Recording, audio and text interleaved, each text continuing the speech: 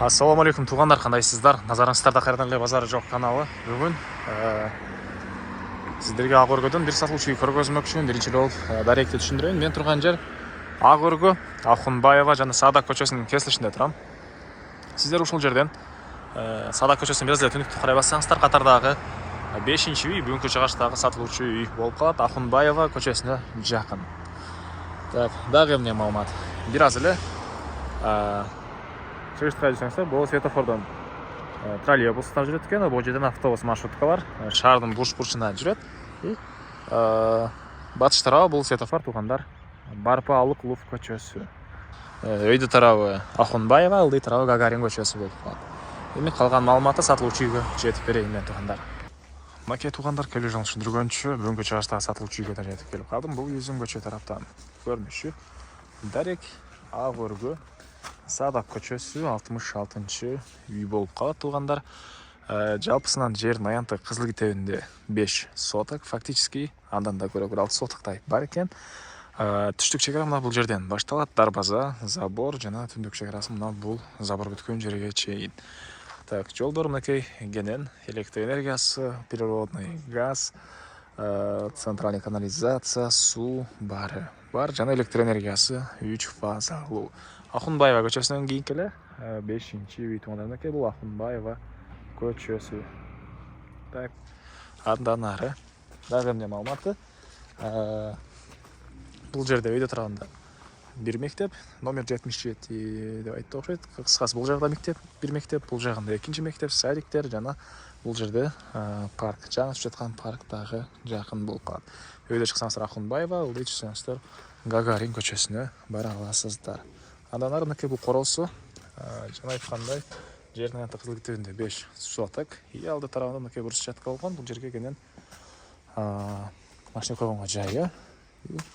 Бул жакта 100 квадрат метр болгон үй. Стенасы толук түрдө бышкан кирпич, болгондо дагы 2 кирпич менен ушул өзүм үчүн салган үйүм дейт.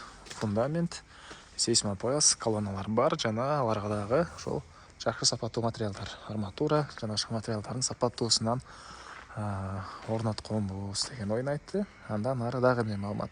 Навес, бул жакта очокана, отоплениянын котелу. Сырткы тараптан бул жерде сырткы тарап эмес, бул могу үйдө душ, ажатканасы, бул жакта кухнялар аларда бар. Азыр видеонун жашындаларда бир жекеден көргөзөм. Дагы эмне маалыматы? Бул жагы 100 квадрат, бул жагы 50 квадрат экен туугандар. Жалпысынан 150 квадрат метр, чоң 100 квадратты 2 кирпич, бул 50 квадратты 1,5 кирпич болгон үй. Андан ары бул жагында мынакей очоканасы, газ бул жака дагы киргизилген. Мынакей 2 очок, газовый котел, көмүр менен жылыткан котел жана 3 фазалуу электр энергиясы менен жылыткан тен менен дагы үйдү жылытсаңыздар болот туугандар. Так, андан ары дагы эмне маалыматы? Бул тарабында мынакей ажаткана, душ, кир жууган машина, чоң арестон туугандар, дуалдар, полдор бары кафель. Бул жерде жер жемиш же газон кылып койсоңуздар болгодай жери. И арты тарабында бактары дагы бош жери, үйдүн тышкы тарабындагы ажатканасы бар экен. Бул үйдүн түштүк тарабынан көрүнүшү. Азыр сиздерге биринчи жолу үйдүн ички тарабын көргөзөйүн, андан соң короосуна чыгып да калган маалыматты берем. Алды тарабы мындай навес туугандар, бул үйдүн эгизе кирүүчү эшиги. Мынакей туугандар, бул үйдүн кире бериши, прихожкасы. Бул жерден бул тарапта кухня жана бир спальня бөлмөгө өтүп кете аласыз. Бул тарапта калган бөлмөлөргө өтүп кете аласыз. Сиздерге биринчи жолу бул тараптан бирчекеден маалыматын берип баштайын туугандар. Так, бул жерде өзүнчө бир бөлмөдө үйдүн ички тарабында ажаткана жайгашкан. Унитаз, раковина. Ары жагынан да душ кылсаңыздар болот. Негизинен сырткы тарапта дагы бул сыртта эмес, бул жактагы 50 квадраттын ичинде душ деле бар негизинен. Так, бул экинчи санузел ошондо арестон орнотулган. Так, бул жакты карай түскүрсөк, мынакей холл. Түштүк тарабынан, чыгыш тарабынан терезе орнотулуптур. Мынакей дуалдар, обои, полдор ламинат, көрүп тургансыздар, ремонт.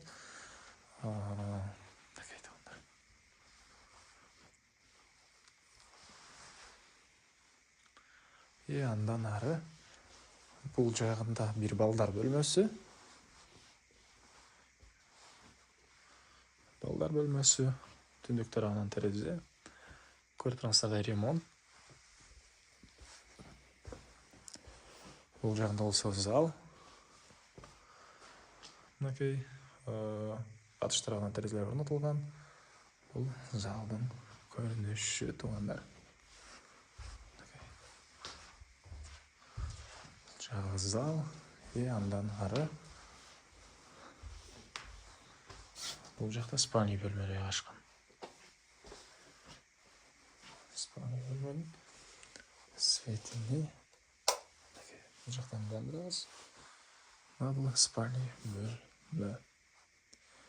Так, дағы емне маалымат.